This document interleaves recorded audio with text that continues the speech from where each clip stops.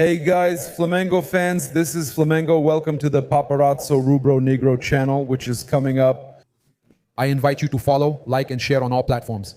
If you're on YouTube, I invite you to subscribe down here, turn on notifications by clicking the bell, and leave that awesome like on the video. We're here thanks to the sponsorship of Aroldo's Caravan, reminding you that you can secure your spot at Flamengo's games.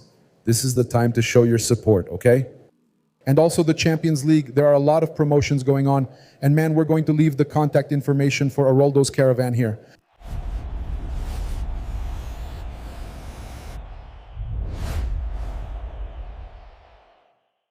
So you can get in touch with them on WhatsApp and also know that we trust them completely.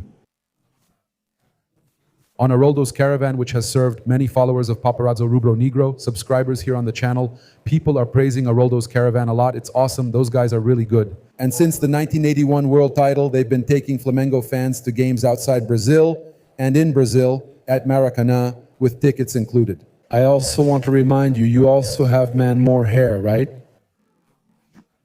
May Slim helps you lose weight healthily without hair loss. It's amazing, and you'll have more hair. Well, I'm going to react here with you all to Thiago, Asmar, Pilhado, man, my friend Pilhado. I think he... Yeah. Look, I'm seeing here, man, Royal bought, before we brought Pilhado in, Royal bought a cell phone because he thought his was broken. What? He thought, what? He thought he had broken his cell phone and bought another one. He thought he had broken it and bought another. Man, look, check out this scene here, man. Look what happened to Royal, man. Someone's gonna see. Someone's gonna see. Where is it? Show it, guys. His cell phone. Today you can see it. According to him. The cell phone had a broken camera, which was this thing here, the thing that protects the camera that broke. He thought the cell phone was broken and bought another one. That's good. He'll have two like me. I'm using one to record here downtown in Rio de Janeiro, and I have another. Royal will have two, unless he already does. Then give it to his wife if she only has one. Oh my God. It's good. It's good. 2 or 3. It doesn't matter. No, man, you won't miss it. You won't miss it. It's only going to help you. It's only going to help you a lot. Look at that. Thiago Asmar did a collab with us here. I didn't give my opinion since he did all the talking. I'll play it for you and share my thoughts too. I think, man, he really went off on Alacena, right? The kid, you know? He could have played with more energy in the match against Vasco, right? I'll just share my opinion. I still think he can bounce back, okay? But Pilhado really tore into him. Take a look. Alacena has never done anything for Flamengo. On the contrary, he's actually hurt Flamengo a few times because of his attitude. Hold on, Pilhado. That win against Chelsea, he scored the goal and played really well, okay? I'm not making excuses, but he played well against Chelsea. In the Club World Cup, a game that was emblematic in Flamengo's history, then you think, The kid is 21 years old. He's not that loved by the fans anymore. He came into a derby match. What do you think he's going to do? He's going to run. He's going to give it his all. But the kid comes on unbelievably lazy, unbelievably careless, unbelievably arrogant, and I will. He came in playing badly. Even without any motivation.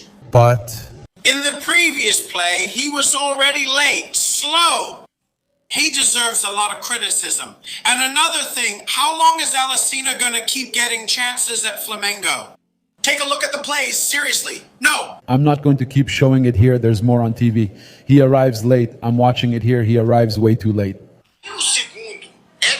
No, the second one is actually embarrassing. Look. Look at the nonchalance. Look at the attitude. He doesn't even try to go for the ball. He doesn't even try to go for the ball, guys. He doesn't even put himself in front of the cross. Don't put this kid in. His attitude at Flamengo was ridiculous. It can't go on anymore. We can't accept it anymore. I'll say more, Thiago. Flamengo lost a major transfer deal with Red Bull Bragantino. Now they have to make up for it. They lost 10 million euros because they didn't accept the payment terms. Now they have to make up for it. Flamengo lost a sale to Red Bull Bragantino, so it's their duty to recover. So, what's next? They probably won't manage it, right? Because Jardim has already made it clear that he's not going to put him in anymore. It was very clear to me that he's not going to put him in anymore. Check this out. Look at the lack of effort. He's probably upset he doesn't get a chance, but he hasn't earned it. Just look at this. Man, this is ridiculous. Is it because he's pissed? Leonardo Jardim? Should call this kid aside and say, You mentioned it yesterday and at the press conference. not physically, Kara. And if you don't want to fight for a spot in a giant club like Flamengo, then leave. We can't accept this here. No, look, The guy doesn't run. doesn't run. The problem is that Flamengo lost the 10 million euro sale to Red Bull Bragantino because they didn't accept the payment method, right? And now, what are you going to do? Are you going to put the kid into play to recover what you lost? It's surreal, right, guys? Surreal. I'm going to bring our morning video here. The notification didn't go out, so I'm also going to bring up a situation where I talk about Everton. Araujo, I'll bring the mixed zone and all that, which is... For those who didn't watch our question to Jardim yesterday, I'll go through everything here in order for those who missed it. I also want to bring here the amounts that Flamengo is set to receive from the sales of Wesley Alcaraz and Mateus Gonçalves. Flamengo is still owed millions with the rise of the euro and everything else. Flamengo reached the highest annual revenue in its history, with player sales totaling 503 million. However, part of that amount is still yet to be received. 3 deals are still ongoing, with outstanding installments that add up to almost 200 million reais or 180 million reais. Look, 90 million referred to the transfer of right-back Wesley from Roma. The remaining amount out of a total of 25 million euros, 163 million at the July 2025 exchange rate.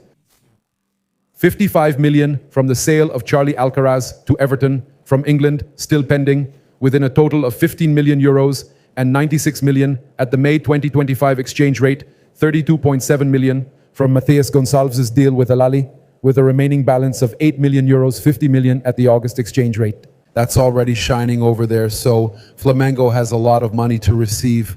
We're in this together, brother. We're in this together. Let's go. Yesterday was awesome, huh? Yesterday was awesome. Fans coming to talk to me here. I'm in a coffee shop here, man. People passing by the window talking to me. Yeah, and look, we had Pedro. Pedro was also feeling down. In an interview with TV Globo, he said the following: "We know that when it comes to a derby, we can't afford to slip up or make any mistakes. We were up 2-0 on the scoreboard, the game was calm, we were dominating the match. But they started crossing the ball into the box and scored 2 goals from crosses, one from a corner and another from a cross, and that can't happen, right? We can't let that happen. With this result, Flamengo reached 27 points, okay? In the Brazilian Championship, 6 behind the leader Palmeiras, who has 1 more game. Flamengo actually is 3 behind Palmeiras if they win their postponed match against Mirassol, okay? So they have a game in hand.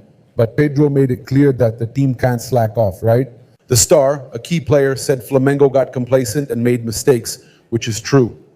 Let me tell you, the officiating for the game has already been decided, okay? For Independiente Medellin versus Flamengo over in Colombia. So CONMEBOL has decided on the referee. For this game, it's the Venezuelan referee. Sorry, Jesus Valenzuela, okay? So CONMEBOL has decided on the referee for the match between Independiente Medellin and Flamengo in the Libertadores. It's the Venezuelan Jesus Valenzuela, who has already refereed a Flamengo game that they won recently. I even joke that it's Jesus, right? Jesus is involved. Flamengo is going to be champion, right? Jesus Valenzuela will be responsible then for officiating. The assistant referees and those responsible for VAR haven't been announced yet, but Jesus Valenzuela from Venezuela is the referee for Flamengo versus Medellin, right? Independiente Medellin and Flamengo this week for the 4th round of the Copa Libertadores. Flamengo could already secure qualification if they win, reaching 10 points, depending on the results. Flamengo could already secure qualification, right? Yeah, if, for example, Estudiantes also beats Cusco and Flamengo beats Independiente Medellin. Flamengo is practically already on track for qualification, and it has to be the best campaign of the first phase. 16 points. That's what we have to aim for. I'm inviting you to watch a previously recorded segment where we discuss Everton, Araujo, and Alacena, along with other players. Talking about this whole situation, yeah, and I'm also going to bring here next the mixed zone and the press conference. My question, right? Where I talk about Estudiantes' last game, I even talk about Plata, I talk about Pedro's recovery. And next, I invite you to go to the Placar channel on YouTube, Placar Aberto, which always starts at 1 in the afternoon. We're in this together. Let's keep going here. I wanted to talk quickly here also about the issue with Everton Araujo, right? Because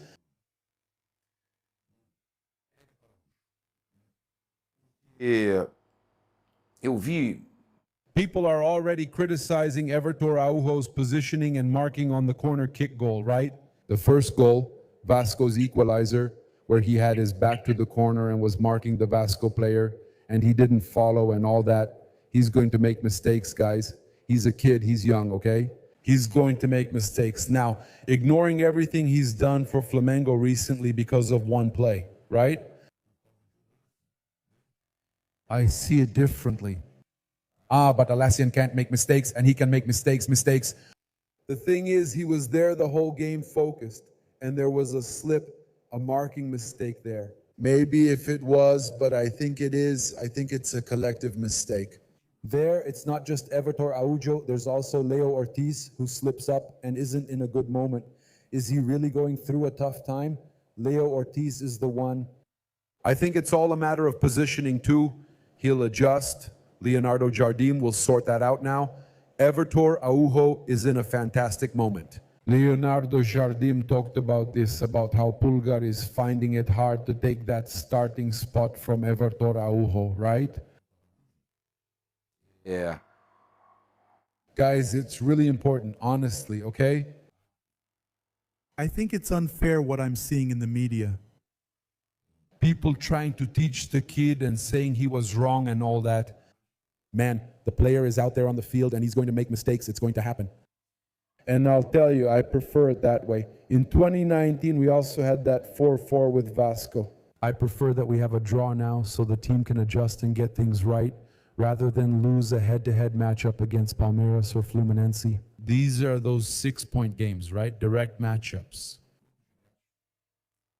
I hope Flamengo is much better prepared in the direct matchups than... É. They're going to drop points. Man, they always have. Flamengo dropped points last year. Near the end, we thought they'd win, but Palmeiras pulled ahead again. That's the Brazilian championship. That's the Brazilian championship. And there are going to be players who make mistakes. Alacena himself, I think Flamengo missed an important sale of Alacena to Red Bull Bragantino because I think here at Flamengo he was already a bit worn thin. Maybe selling him really was the best option, and there he could be sold on later because he was going to take off. Here he's already a bit worn thin here. I think he can recover, but he needs a new approach to games. With Everton Araujo, I don't see that attitude. He might make mistakes, and he will. He will make mistakes, it will happen. But I don't see the attitude of going in without motivation, without even getting a foot in. He may have made a mistake in marking, but he didn't lack effort. That's the difference, okay? Let's see what Leonardo Jardim said about Everton Araujo real quick. Take a look. He's being considered because he's a player I've used more during this phase. But for sure, Eric is also an extraordinary player. He'll have to recover, take a break, and then come back. He'll recover from the injury. I think Eric Pulgar's profile was hacked, okay? He'll train with us and must prove his skills. For example, today with Eric at 100%, I'm sure he would have come into the game too, especially to balance the team. Pulgar would have been important yesterday. He's a player I like a lot, but I can't keep talking about Eric. I still haven't really gotten a good look at Eric. Or not, I did get to know Eric well, and Everton was the second option. Now their roles are being reversed. But let's hope both of them recover, Eric, Paquetá too, and everyone else who's out, because we need them. Malta toda tá de fora. Because the wear and tear is huge, and for this kind of game, we need more and more options. Perfect, perfect. No one is guaranteed, and Eric Pulgar is a great player. He wanted to be able to count on Eric Pulgar yesterday. Good evening. Good evening. In my opinion, you personally actually had a good game, but unfortunately the result wasn't what the team wanted, a draw that Vasco managed to get at the very end. But how can you evaluate the team's overall performance and what happened that led Flamengo to leave the field with this draw? Could the absences in the midfield have also influenced that? Did you speak with Jardim after the match to get his perspective? So we were in control of the game up to a certain point there in the second half. Unfortunately, we let it slip a bit, which can't happen. Something we just talked about in the locker room now. And we have to see what we did wrong so we can go into Thursday's game, not let it happen again, and try to come out with the win. And what about the absences? About the absences, like you said, they definitely make a difference, but unfortunately we can't control everything. I think whoever is on the field gets the job done. Our squad is very strong, so that's not an excuse, and we have to step up. Whoever goes into play, whoever Jardim chooses to play, has to go in and give their best. Thank you. Good evening, Everton. Well, it's still the beginning of the championship, the first third, but once again, everything is shaping up to be a fight between Flamengo and Palmeiras, and yesterday Palmeiras drew with Santos. Is it something you look at, follow, see as an opportunity, and end up keeping track of the results up to the Palmeiras game? It's impossible not to look. Sometimes we're at home watching the games, but it's really about us, about what we're doing on the field, without trying to focus too much on the opponent. And we have to come into games stronger and stronger and give our best to try to get to the top and surpass them. Everton, you've just played almost 5 consecutive games. Playing all 90 minutes, Flamengo is missing some important players in the midfield. Do you think it could start to become an overload, considering that Flamengo now has 4 consecutive away games, tough matches, right? No, I take good care of myself for that. I do what I have to do at the training center, outside the training center, at home. I take care of myself. I really make sure to preserve myself so I can be ready to play. And I'm very happy with this run of games. It's something I ask God for, so I can't complain. I'm happy to be playing, to be helping Flamengo, and to be on the field more and more. Good evening, Dino. Good evening. Flamengo actually played a good match, but in the end, they ended up conceding the equalizer in practically the last play of the game. I wanted to know how the conversation went between you guys in the locker room and what you can do and what lessons you can take from this game, especially considering the tough sequence Flamengo will have in the Libertadores. You just mentioned the cup as well. Let's learn from how this game ended. Let it be a lesson for us so we can go into the next games. Because speaking with a lot of humility, but we know that Flamengo, normally we always go out looking for it. We usually go 1-0 up. We manage to score the early goals. So I think it's very important for us to take what happened today as a learning experience to manage the game and keep the result in our favor. Lino, good evening. It's been a very good round for Flamengo with Palmeiras drawing in the derby against Santos. Flamengo had a 2-goal lead but ended up conceding a goal in the final stretch. And how does that affect you throughout the season? Now that there will be 4 important away games in the Brasileirão, Libertadores, and also in the Copa do Brasil? Well, now we have a lot of important away games, knockout matches, and also a Libertadores match that could decide our fate in our group. We're prepared. Today we suffered this draw, which of course frustrates us with a feeling of defeat since we were winning 2-0, but this won't affect anything. Our group's confidence is still very high. We're going to work these next few days for the upcoming matches because we know there's a marathon of away games coming up.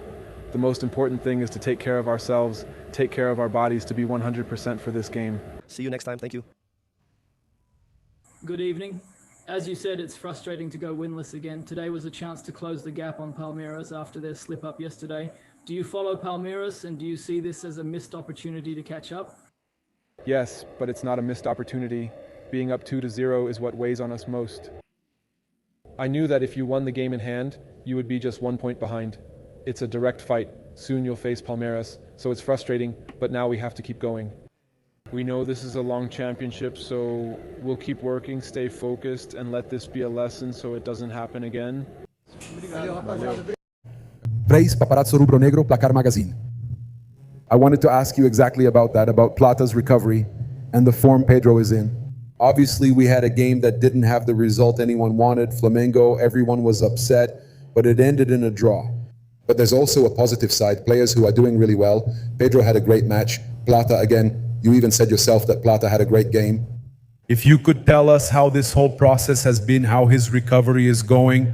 I remember you saying here at the press conference that He was having trouble integrating, and now we see Gonzalo Plata flying. There's no other word for it. He's flying. Pedro is doing very well too, and I wanted to give you the opportunity to talk about what happened against Estudiantes as well. We were there. It was your first red card, I think the only one in your career. I don't remember another. And I wanted you to clarify, because from my point of view, you were just trying to calm things down and I couldn't understand. And you didn't have the opportunity to speak because you couldn't do the press conference. So I wanted to give you that opportunity. Well, regarding these players you mentioned, Pedro and Plata, from the beginning when I got here, I valued them because these players were going through a difficult, in poor form, but they have already proven their quality in the past, and they are still young. It's not like those players who proved themselves in the past and don't play nowadays because they're already 38 years old. No, they're still young.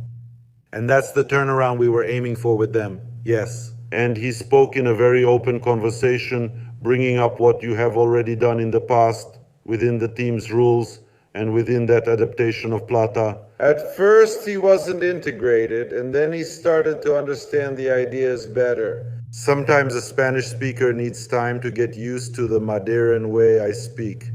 There is some time needed for adaptation, but after that he understood. And nowadays he has been a crucial player in terms of teamwork, attitude, commitment, and performance. Regarding the sending off, I honestly think that my red card is just as unfair as the Estudiantes players because you can see the situation. Their goalkeeper pushes Royal and the other one comes over and elbows him. And then it started to turn into I thought something more serious was going to happen, and I went in, my colleague went in too. Then when we saw that everything was fine, we went back. And to my surprise, he went there and kicked me out. But those are decisions. If you get into the matter of the expulsion, was the guard right and what was wrong? I should have stayed out of it and not tried to help in that situation. Because my situation, I think, is very similar to my colleague's situation. Very Argentinian.